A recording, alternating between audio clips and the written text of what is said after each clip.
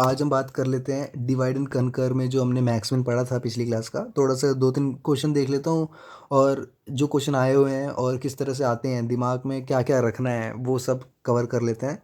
ज़्यादा नहीं है, वैसे तो तुम खुद से प्रैक्टिस करना। एग्ज़ाम्पल देख लो, minimum number of comparison required to find maximum and minimum using DAC यानी divide and conquer in the array of n elements. तो तुम बताओ कितने मिनिमम नंबर ऑफ कंपैरिजन्स होंगे।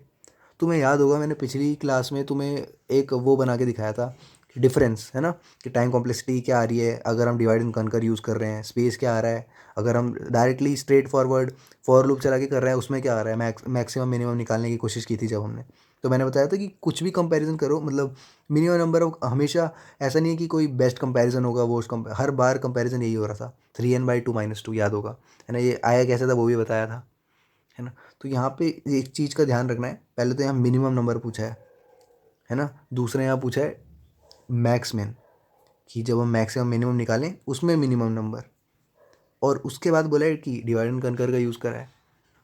तो देखो, अगर क्वेश्चन में चेंज आता है, मतलब ऐसे बोला जाता है कि minimum number of comparison required to find maximum minimum using divide and conquer in the array of 100 elements. तो तुम्हें पता है क्या करना है ना, 100 डाल देना इनकी जगह और वैल्यू आ जाएगी। अब मान लो सेम क्वेश्चन है, बोला है फॉर स्ट्रेट मैक्समिन में फॉर लूप चलता है। तो उसमें मैंने बताया था कि एक केस होता है n-1 वाला, दूसरा केस होता है 1/2 n-1 वाला, है ना। तो और तीसरा केस होता है 3n/2 n-1, ये वाला वर्स्ट बेस्ट एवरेज बता चुके हैं। तो यहाँ बस मिनिमम निकाल ले तो n-1 दैट इज़ 99। ठीक है, तो ये केस हो गया। दूसरा बोला जा रहा है कि अगर तुमसे यूजिंग डीएसी ये ना बोला हो, कुछ मेंशन नहीं करा हो, इफ़ मेंशन नथिंग, तो 99 इज़ द आंसर, क्योंकि मिनिमम कंपैरिजन पूछ रहा है।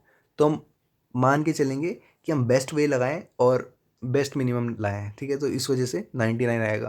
मतलब अगर मैं बोलूं कि इसको छुपा दूं और तब पूछूं ये सवाल, ठीक है। और फॉर मैक्सिमम कंपैरिजन तो 148 सेम रहेगा, है ना। और इस केस में क्या हो जाएगा, देखो मैक्सिमम के केस में ये हो जाता है, ठीक है। n/2 गलती, n-1/2 गलती से बोल दिया था। तो एक मैंने बताया तुम्हें कि मिनिमम के लिए यानी बेस्ट केस n-1 होता है, वर्स्ट केस 2 ब्रैकेट में n-1 होता है, और एवरेज केस होता है, दोनों का सेम होता है एवरेज। तो इसका भी यही होता है, डीएससी का भी यही होता है और मैक्समिन का भी यही होता है, स्ट्रेट वाला। तो अगर हम बोले कि मैक्सिमम कंपैरिजन की बात करें तो इसमें 148 आएगा, इसमें 198 आएगा, है ना। तो अगर तुमसे पूछा जाए, कुछ मेंशन ना करा जाए, तो 148 ही बताना, ठीक है, मैक्सिमम की बात करी जाए तो। समझ में आती है बात, ये छोटी सा पॉइंट था। अगला पॉइंट देखो,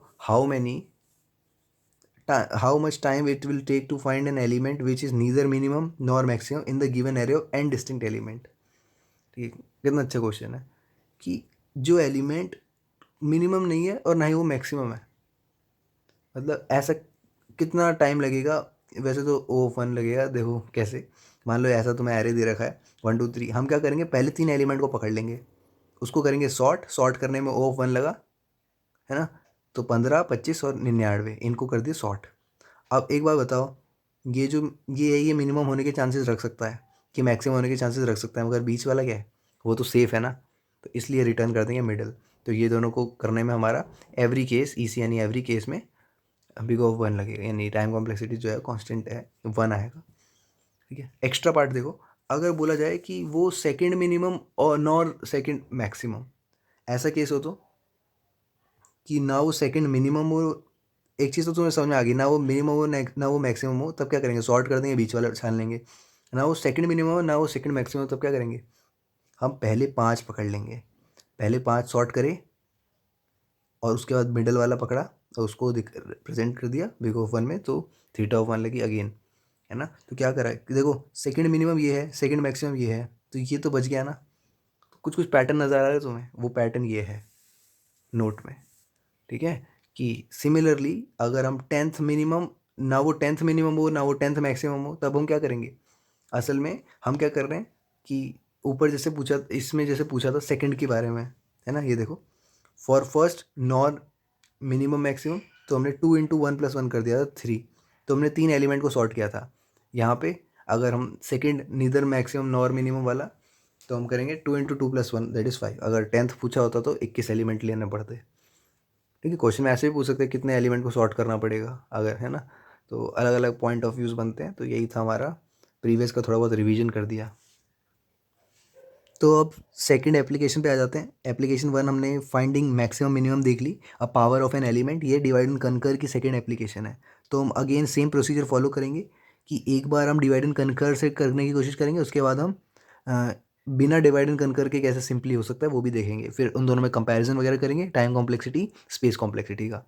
तो पावर ऑफ एन एलिमेंट तो समझ में आ रहा है, एक एलिमेंट की पावर लग रही है ना। पावर पावर के चक्कर में क्या खेल होता है। तो इनपुट हमारे पास दो इंटीजर होंगे, ए जो कि वो बड़ा होगा या बराबर होगा 2 के, और एन जो कि बड़ा होगा या बराबर होगा 1 से।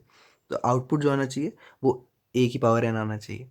तो एक बार स्मॉल केस क्या होगा, जब एन की वैल्यू 1 होगी, है ना, तो किसी की भी पावर अगर 1 होती है तो क्या होता है, वही आ जाता है। तो स्मॉल केस हो गया ना ये, कि अगर एन इक्वल इक्वल टू 1 होगा तो ए कुछ भी हो वही रिटर्न कर दो। वरना ए की power n equal to a की power n by two multiply a की पावर एन बाई टू, है ना। इसको 2 बार मल्टीप्लाई करेंगे तो तुम्हें पता है कि बेस सेम होता है, पावर ऐड हो जाती है और आधा आधा तो एक हो जाता है, तो वही हो जाए, है ना। अब ये जो मैंने गोले मारे हैं नीचे समझाता हूँ क्या करा है। इस डायग्राम को देखो, यहाँ पे मैंने क्या करा कि 2 की पावर 64 है, इसके 2 टुकड़े होंगे। अगर हम उसको डिवाइड एंड कनकर से कोशिश करें, है ना, डिवाइड करने की कोशिश करें, तो 2 की पावर 32, यहाँ पे भी 2 की पावर 32। एक बार बताओ, दोबारा करने की ज़रूरत है क्या, जब पता है सेम वैल्यू आएगी। तो हम एक बार करके उसको उसी से मल्टीप्लाई कर दें, है ना। तो अगर इसको b मान लिया तो ये b इंटू बी ये आ जाएगा। आगे बढ़े तो 2 की पावर 16, यहाँ करने की ज़रूरत नहीं, b इंटू बी इसे आ रहा है। ऐसे करके 2 की पावर 2, फाइनली 2 की पावर 1 पे आके रुकना है क्योंकि ये स्मॉल केस हो गया, है ना। तो ऐसे करके 6 पड़ाव लगे हैं। और ये 6 कैसे लगे हैं, अगर तुम मैनुअली करके देखोगे तो पता चलेगा, नहीं तो हमारे गुरुजी लॉग एन, तो लॉग एन यहाँ पे 64 है, तो 64 क्या होता है 2 की पावर 6, तो यहाँ 6 आ गया, तो 6 लेवल्स आ गए। ठीक है, अब समझ में आया तुम्हें कि यहाँ पे अगर इसको हम बी ले लेते हैं तो इसको देखने की ज़रूरत ही नहीं है, बस बी इंटू बी कर दो फाइनली आगे जाके, है ना। अब ये चीज़ देखो, यहाँ पे हमने यूज़ करा ये, तो DAC यानी डिवाइड एंड कनकर पावर के बेसिस पे देखा जाए, ए मान लेते हैं 2 है, एन जो है 64 है ना। तो अगर एन 1 है तो रिटर्न कर दो ए, नहीं तो else part. Else part is the main thing, जहाँ पे डिवाइड कनकर कंबाइन तीनों हो रहे हैं, है ना। तो मिड निकाला जाएगा, n/2 का लोअर वो लिया जाएगा, लोअर वैल्यू, है ना। फॉर एग्जांपल अभी तो देखो, ये जो है मैं पर्टिकुलरली किसके लिए बता रहा हूँ, इवन पार्ट के लिए। अभी आऊँगा उस पर, ठीक है, आऊँगा, बस अभी तुम ज़्यादा दिमाग मत लगाओ, जो जो तुम्हारे डाउट है सब क्लियर हो जाएंगे। तो 64 का आधा कितना होता है 32। तो मिड निकाला, उसके बाद हमने बी की वैल्यू क्या रखी, ए पावर ऑफ मिड, यानी अब 2 की पावर 32 कर दी। फाइनली जो है सी जो होगा वो बी इंटू बी होगा, यानी 2 की पावर 32 मल्टीप्लाई 2 की पावर 32, है ना। मगर इसको करने के लिए वो फिर से पीछे जाएगा, रिकर्सिव कॉल हो रही है ना, ऐसे करता रहेगा जब तक बेस वैल्यू ना आ जाए, उसके बाद धीरे धीरे वो सॉल्व करेगा, है ना। तो रिटर्न करना है सी, धीरे धीरे मतलब हम जब हम कॉल बैक करते हैं ना रिकर्शन में, तो टाइम के बेसिस पे टाइम कॉम्प्लेक्सिटी देख लेते हैं एक बार इस चीज़ की।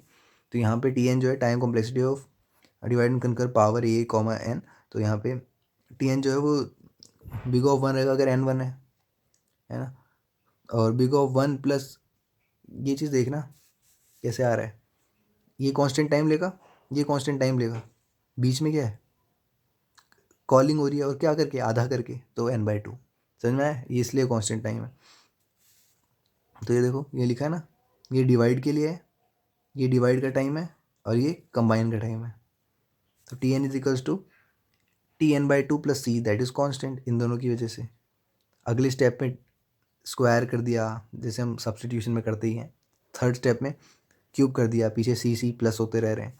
और आगे जाके हम, तुम्हें पता ही है कि ये कितना तक चल रहा है, अभी मैंने तुम्हें बताया log n तक लेवल जा रहे हैं। तो स्टैक स्पेस तो log n है ना, वरना तुम वही चीज़ करके देख लो कि n/2 की पावर k इक्वल टू लेके देख लो तो भी यही आएगा, है ना। और n/2 की power log n plus c log n, ultimately solve करके थीटा ऑफ log n ही आ रहा है, क्योंकि ये चीज़ बड़ी है, ये कांस्टेंट है, ये बड़ा है, ठीक है। और टाइम जो हो गया हमारा theta of log n, extra space जो हो गया वो थीटा ऑफ log n, क्योंकि पता है जितने लेवल लेवल ही बताता है, ऊपर यहाँ पे ही बता दिया था ना कि log n स्पेस ले रहा है। अगर हम इसको देखा जाए तो ये क्या बाइनरी जा रहा है क्या, मतलब क्या ये ट्री जो है बाइनरी है, इस साइड तो हम देख ही नहीं रहे हैं, उसी का वो कर दे रहे हैं मल्टीप्लाई, तो यूनरी है फिर। तो जैसे पिछली बार मैंने पिछले पार्ट में कंपैरिजन वगैरह का भी बताया हुआ था, अब यहाँ पे मल्टीप्लिकेशन का देखते हैं। ठीक है, हम किसी का भी रेफरेंस रिलेशन बना सकते हैं, टाइम का बना दिया, अब मल्टीप्लिकेशन का देखते हैं। और इसके लिए कोड दिमाग में होना ज़रूरी है, तो वो कोड थोड़ा दिमाग में रखो, है ना। तो T n equal to number of multiple in multiplication, यानी कितनी बार मल्टीप्लिकेशन आया है हमारे डिवाइड एंड कनकर पावर में, तो वो 0 टाइम्स आया अगर n 1 है ना। और 0 टाइम मिड की वैल्यू के लिए, यानी जब हम मिड की वैल्यू निकालते हैं तो है ना 2 से डिवाइड करते हैं, और यहाँ पे टी की पावर n/2 आ जाएगा, और यहाँ पे एक बार, क्योंकि c is equals to b into b करा था, याद होगा तो, है ना। देख लो कोड दिमाग में रखो, या बैक करके वीडियो को देख लो दोबारा। तो अब इसको सॉल्व करने जाएंगे तो ऐसे ही सेम चीज़ होगी, लॉग एन डाला, ये सब करा, फाइनली लॉग एन आंसर आ गया, है ना, ये पता ही है तुम्हें। तो एग्जैक्ट वैल्यू ये है।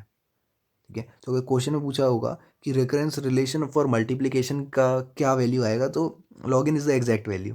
मगर ऐसा भी कर सकता है कि बिग ऑफ लॉग इन या बिग ऑफ एन, तो ये मल्टीपल करेक्ट आंसर में ये भी करेक्ट हो जाएंगे, क्योंकि हमें पता है एग्जैक्ट तो ये है, तो इससे बड़ा तो अपर अपर बाउंड तो आ ही सकते हैं ना ये, मगर लॉग इन एग्जैक्ट है, तो यही बोला है कि these are upper bounds but log n is exact.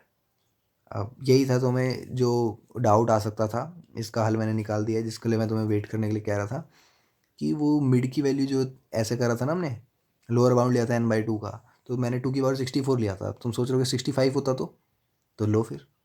तुम ऑड के लिए क्या करना है, कुछ थोड़ा सा कोड और डालना है, जो कि जाहिर सी बात है कांस्टेंट टाइम लेगा, कि इफेक्ट तो करेगा नहीं हमारी टाइम और स्पेस कॉम्प्लेक्सिटी में ज़्यादा, इतना मेजर कि हमें डालना पड़ जाए। तो इसलिए if the algo if we want to find out odd power, odd की पावर मतलब 2 की पावर 65 देखने की कोशिश करें, तो हमें मिड की वैल्यू क्या चाहिए, n/2।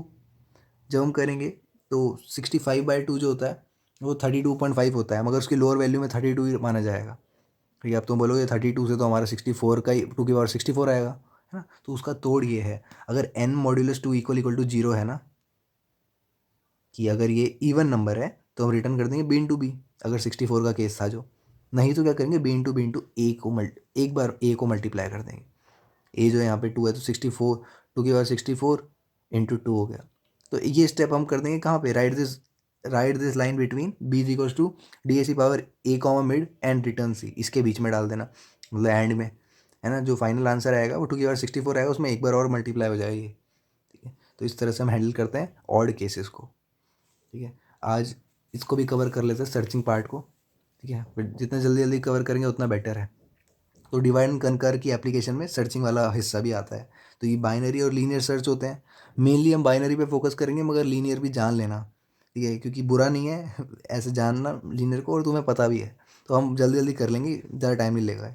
इनपुट होगा an array of N integer and N integer x. ठीक है, सर्च करना मतलब क्या होता है, अभी तक हम क्या कर रहे थे, ट्रैवर्स कर रहे थे। जब तुम्हें मैंने मिन मैक्स बताया, है ना, तो वहाँ पे क्या कर रहे थे हम कि मिनिमम ढूंढना था एक एरे में से और मैक्सिमम ढूंढना था, तो हम हर एक को पर्टिकुलर को चेक करना पड़ रहा था। मगर यहाँ सर्च करने की बात है, भाई मिला, हाँ मिल गया, मिला नहीं मिला, तो हमें क्या करना है, एक एरे में एन इंटीजर का एरे है और एक इंटीजर एक्स है, इसको ढूंढना है। मिला तो ठीक है, उसकी पोजीशन बता दो, नहीं तो रिटर्न कर दो -1। ठीक है, अगला पेज करते हैं।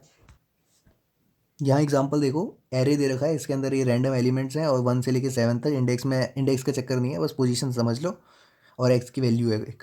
ठीक है, मान लो एक्स की वैल्यू 15 है, तो मिला कहीं, मिला मिला मिला, हाँ मिल गया, कहाँ पे, 4 पे, ये पोजीशन रिटर्न करता है। 50 है, मिल गया, अरे एक पे ही मिल गया।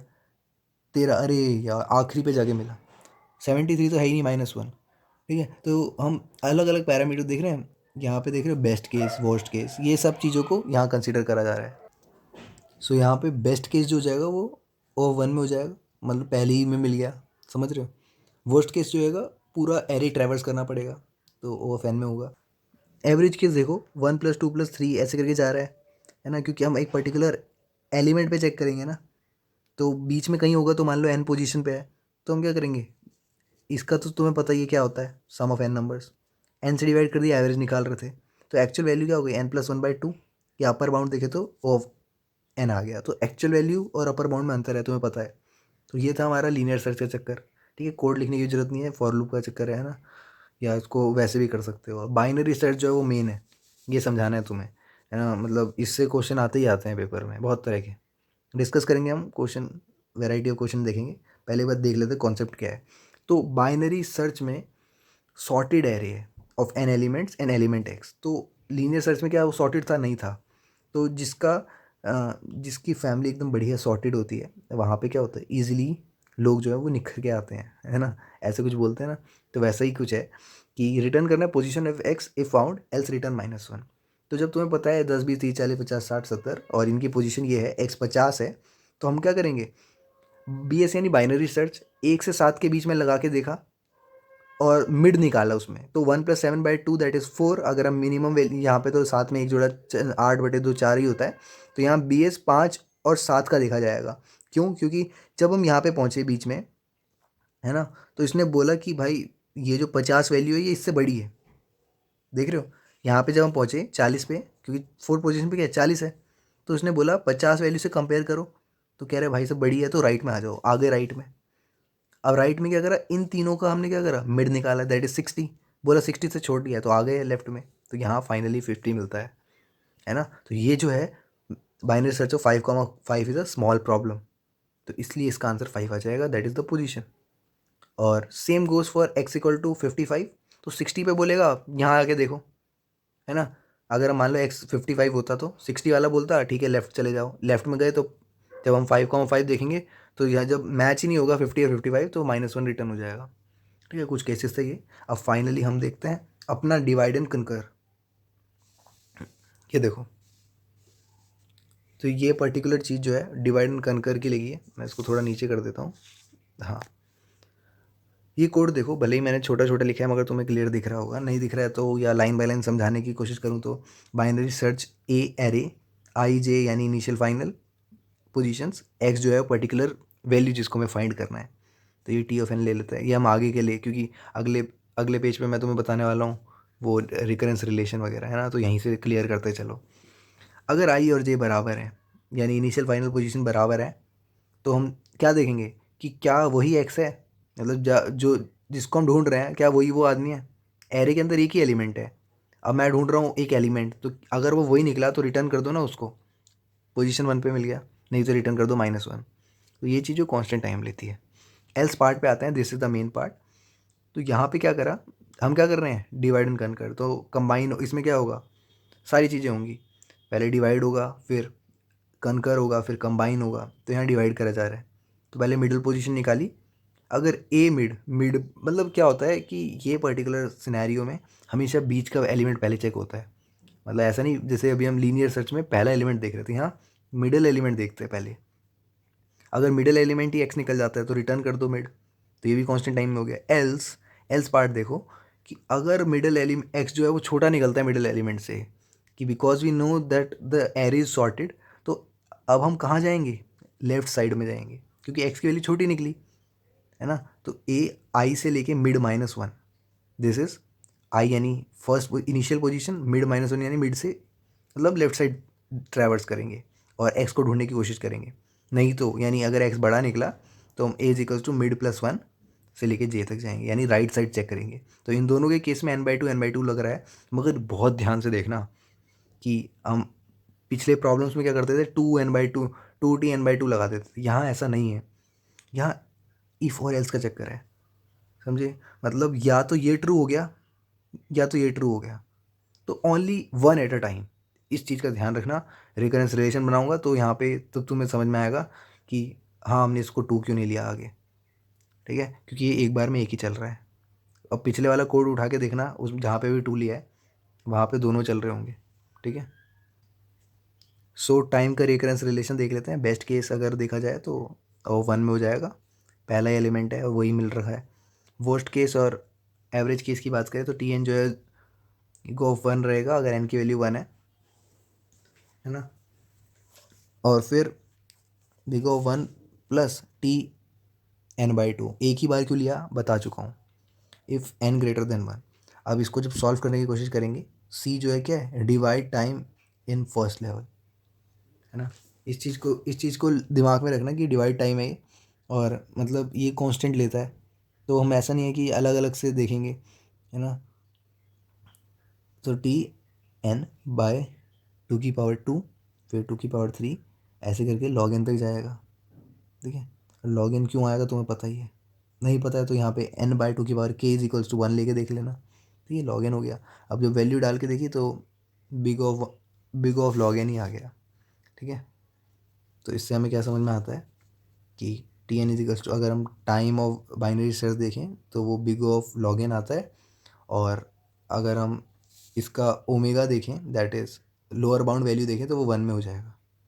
ठीक है, एक्स्ट्रा स्पेस की बात करें तो लॉग एन रहेगा हमारा वर्स्ट और एवरेज केस में, बेस्ट केस में हमारा ऑफ 1 में हो जाएगा। ठीक है, ये बात बताने की तो पता ही है, ऊपर भी लिख रखा है मैंने, है ना, यहाँ पे कहाँ गया, बेस्ट केस में ये रहा। ठीक है, दूसरा तरीका देख लो कि जैसे कि हमारी प्रथा है नॉन रिकर्सिव वाली तरीके से देखने की, मतलब अभी तक हमने डिवाइड एंड कनकर वाला तरीका देखा है। ठीक है, मैं चलो यही है पूरी स्क्रीन। तो देखो अनदर वे, यानी याद होगा मैं एन आर ऐसे बोलता था, एन आर पी यानी नॉन रिकर्सिव प्रोग्राम, है ना। पहले हम बताते ना थे आर रिकरेंस रिलेशन, जो शुरू शुरू में मैं बोला करता था, और आर पी यानी recursive program, n R P देख लेते हैं। यहाँ क्या चक्कर है कि B S equal to A equal to कह रहा हूँ, मतलब बाइनरी सर्च के अंदर पैरामीटर्स क्या क्या है, एरे डाला, इनिशियल और फाइनल पोजीशन और एक्स जिसको ढूंढना है। यहाँ एक वाइल का लूप चला है, ये वाइल का लूप ही सारा खेल खेल रहा है, यहाँ से लेके यहाँ तक, है ना। तो अगर आई और जे बराबर है तो वही सेम कहानी, है ना। मैं सिंटेक्स पे ज़्यादा ध्यान नहीं दिया, एल्स रिटर्न -1, है ना, तो समझ ही गए होगे। तो अगर आई और जे बराबर है तो पूछ लो उससे, क्या भाई तू वही एलिमेंट है जिसको हम ढूंढ रहे हैं, हाँ तो ठीक है बता दे पोजीशन, नहीं तो -1। Else mid is equals to I plus J by 2 का लोअर बाउंड, अगर ए मिड जो है वो एक्स के बराबर आया तो रिटर्न कर दो मिड। समझ में आया, मतलब बीच वाला एलिमेंट हमने चेक करा, वही निकला वो एक्स, तो रिटर्न कर दो बीच वाला, नहीं तो एक्स अगर स्मॉलर है तो जे की वैल्यू ध्यान से देखना, यहाँ पे हम कोई रिकरेंस मतलब कनकर वाला हिस्सा नहीं कर रहे हैं डिवाइड एंड कनकर का, तो यहाँ तो ऐसा है ही नहीं कि डिवाइड एंड कनकर लगेगा। तो ये तो अपना नॉन रिकर्सिव वे है। अगर एक्स की वैल्यू छोटी निकली ए मिड से, हम जनरली टीचर लोग यही फॉर मतलब अगर कोई तुम्हें पूछेगा बाइनरी सर्च का एक प्रोग्राम लिखो तो जनरली बच्चे यही लिखते हैं, है ना। तो तुम्हारी मर्जी है वो तो, तुम्हारी मर्जी नहीं, यहाँ देखो क्योंकि बेटर देन रिकर्सिव। अब आते हैं इस पर, ये देखो कि जे की वैल्यू मिड -1 कर दो, नहीं तो I is equals to mid +1 कर दो, समझ रहे हो।